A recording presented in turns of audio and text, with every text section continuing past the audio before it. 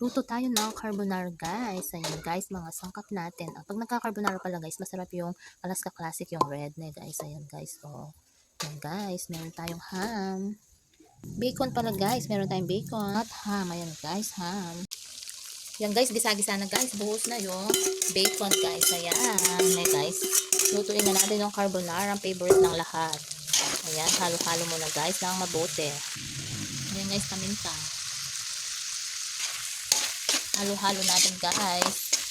Yan guys, nilagay ko na yung mushroom. Ito po oh. Ayan guys, cream of mushroom guys. Ang buhos na natin guys. Pag mabudget. Ayan. Sayang guys, nilagyan na natin ng tubig guys. Oh. Halo-halo natin. Nestle cream guys. Yan, dalawang Nestle cream. Alaska Classic guys. Mas masarap pala yung red. Sige, post na natin guys. Mas malasa kasi yan guys kaysa sa yellow.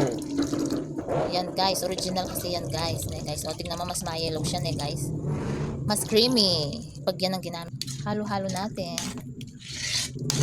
Yan natin ang egg and cheese guys. Ayan guys. Ayan. Para sakto yung timpla niya. Maalat-alat na manamis-namis guys. Ayan.